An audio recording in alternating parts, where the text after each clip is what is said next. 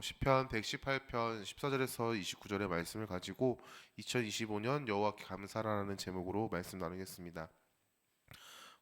시편 118편 1절에서 13절의 말씀을 간단하게 얘기하면요. 하나님을 찬양하는 말씀들로 고백되어 있습니다. 1절에서 4절은 감사와 찬양받기에 합당하실 만큼 변함이 없으신 신실하신 하나님을 찬양합니다.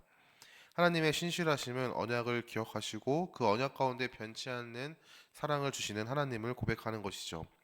5절에는 부르짖는 소리를 들으시는 그 하나님을 찬양합니다.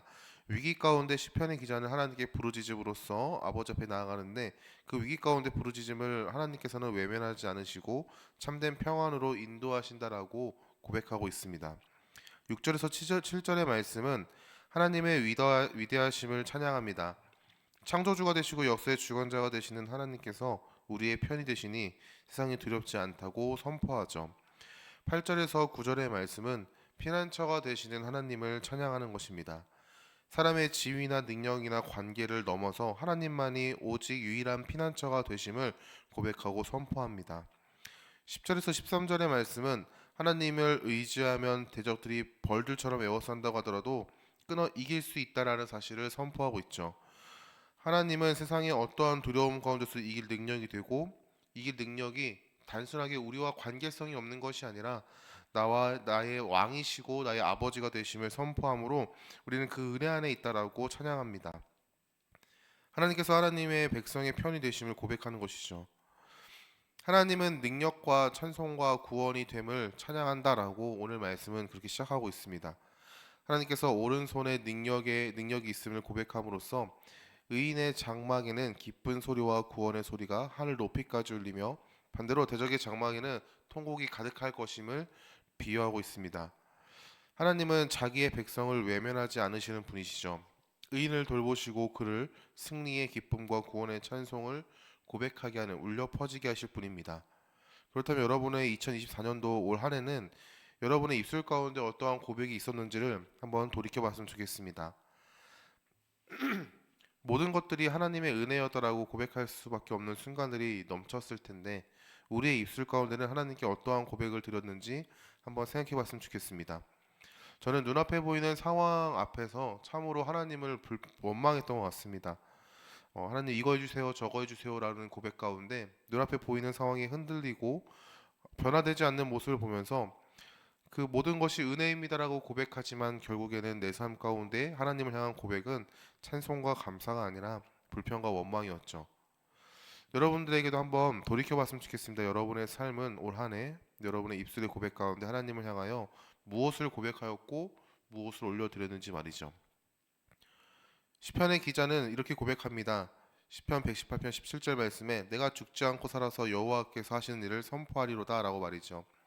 백성을 향하신 하나님의 선하심을 고백하는 것이죠. 범죄한 자들을 향하여 경책하시지만 그를 죽음에 넘기시지 않으시는 하나님을 고백합니다. 범죄한 가운데 회개함으로 돌아오기를 기다리시는 하나님의 선하심을 고백하는 것이죠. 우리는 매일 매순간 하나님 앞에 범죄합니다. 정말 작은 것 하나라도 하나님을 의지하지 못하는 연약한 믿음을 우리의 삶으로서 고백하고 있죠. 그러나 하나님께서는 하나님의 선하심으로 우리를 향하여 바로 징계하시지 아니하시고 진노를 쏟아붓지 않으십니다. 하나님의 선하심 가운데 우리를 돌보심을 우리에게 고백하고 있죠. 시편의 기자는 그 하나님의 선하심 가운데 하나님께서 하시는 그 일을 내가 선포하겠다라고 결단하며 선포합니다. 하나님께서 하시는 일은 자기 백성을 돌보시고 은혜를 베푸시는 것이죠. 선택한 백성을 구원하시는 하나님에 대해서 19절과 20절 말씀에 고백을 하는데 그리고 시편의 기자는 하나님의 응답하심과 구원이 우리에게 너무나도 감사합니다라고 고백을 합니다. 이렇게 고백합니다. 하나님께서 내게 응답하시고 나의 구원이 되셨으니 내가 주께 감사를 하리이다.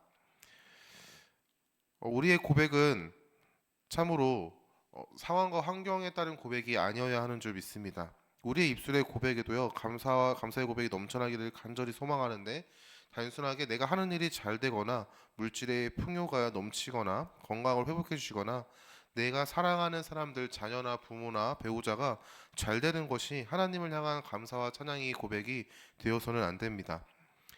이러한 것은 세상 사람들과는 구별되지 아니하는 똑같이 우상을 향하여 복을 비는 것과 다를 바 하나 없는 것이죠. 우리가 진정으로 하나님께 감사해야 하는 그 이유는 우리에게 구원을 허락하신 예수 그리스도, 죽음을 향해서 달려나가는 허망한 삶을 살아가는 그 걸음 가운데 우리를 생명과 참된 소망의 길로 인도하신 그 예수 그리스도의 은혜, 우리에게 주어진 구원의 사실 하나만으로 하나님께 감사해야 하는 줄을 믿습니다.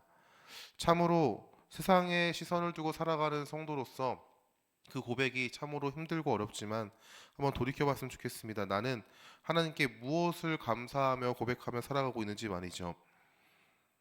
초대교회 성도들은 자신들이 구원받았다는 그 사실 하나만으로 상황과 환경은 자신을 향한 핍박과 원망의 목소리 가운데서도 감사하며 하나님을 찬양했음을 우리는 돌이켜보게 됩니다. 우리는 예수 그리스도의 은혜로 구원을 받은 성도입니다. 우리는 예수 그리스도의 은혜로 구원을 받았습니다. 우리의 어떤 행위와 공로가 구원을 받은 조건이 되지 않았고 구원을 얻을 수 있는 이유가 되지 않았음을 우리는 압니다. 그렇다면 우리는 무엇을 감사해야 할까요? 오늘 시편의 기자는 건축자가 버린 돌이 집 모퉁이의 머릿돌이 되었다고 고백합니다. 이 말씀을 베드로가 고백을 하죠. 베드로전서 2장 7절 말씀에 그러므로 믿는 너희에게는 보배이나 믿지 아니하는 자에게는 건축자들이 버린 그 돌이 모퉁이의 머릿돌이 되고라고 고백을 합니다.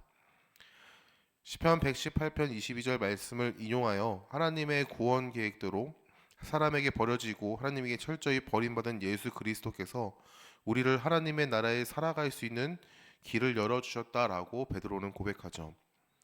예수 그리스도의 십자가는 하나님과 우리 사이의 단절을 이어주는 유일한 길이 되었습니다.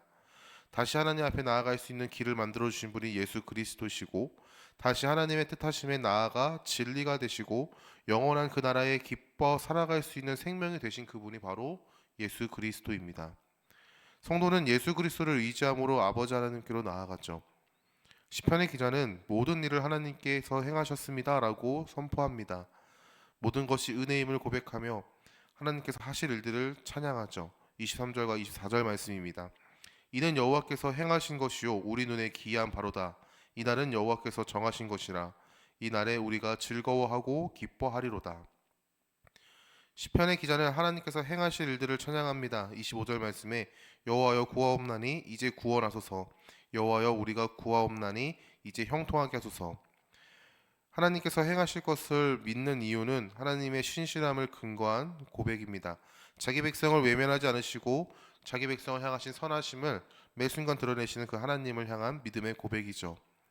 하나님의 신실하심과 돌보심 그리고 선하심을 26절과 28절 말씀에 선포하며 29절 말씀에는 이렇게 고백합니다.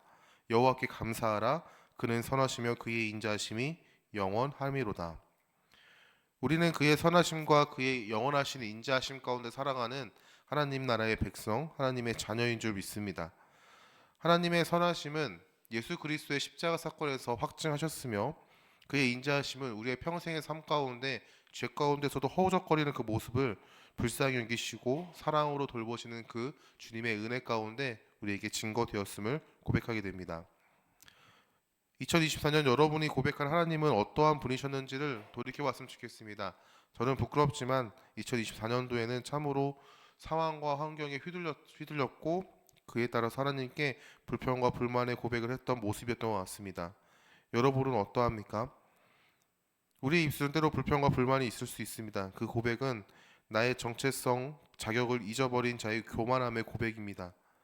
은혜 안에서 살아간다고 고백하지만 그 은혜가 아니면 하루도 살아갈 수 없다라고 우리는 고백하는 연약한 존재이지만 정작 눈앞에 보이는 상황과 환경 앞에 불평과 불만을 늘어나왔던 것이 사실이죠. 그러나 너무나도 감사한 것은 이러한 우리를 보시면서 하나님께서는 진노하심으로 대하지 않으시고 실망하심으로 바라보지 않으신다는 것입니다. 오히려 우리의 연약함을 아시는 하나님께서는 신실하심으로 우리를 바라보시고 선하심으로 우리를 인도하십니다. 그리고 앞으로도 그리하실 것입니다. 시편의 기자는 눈앞에 보이는 상황과 환경 앞에서 하나님을 찬양합니다. 하나님의 신실하심과 선하심을 말이죠. 그리고 118편 29절 말씀 이렇게 고백합니다. 여호와께 감사하라. 그는 선하시며 그의 인자하심이 영원함이로다 라고 말이죠. 2025년 올 한 해는 이 고백이 우리의 삶에서 고백되어지기를 간절히 소망합니다. 하나님의 선하심과 그의 인자하심을 나의 평생의 삶 가운데 고백할 수 있길 소망합니다. 상황과 환경은 그리하지 아니할지라도 감사함으로 나아갈 수 있길 소망합니다. 눈앞에 보이는 상황이 나를 핍박할지라도 박해할지라도 때로는 세상의 모든 것들이 나를 구속으로 몰아넣는 것만 같은 상황 앞에서도 우리가 그 하나님의 선하심과 인자하심을 고백할 수 있길 소망합니다. 하나님의 선하심과 인자하심이 예수 그리스도를 믿는 성도 하나님의 자녀에게 주어졌습니다. 그리고 평생의 삶의 그 선하심과 인자하심은 우리를 인도하십니다. 올 한해 2025년 올 한해 우리의 입술에 감사와 찬양이 넘쳐나기를 예수님의 이름으로 축원합니다.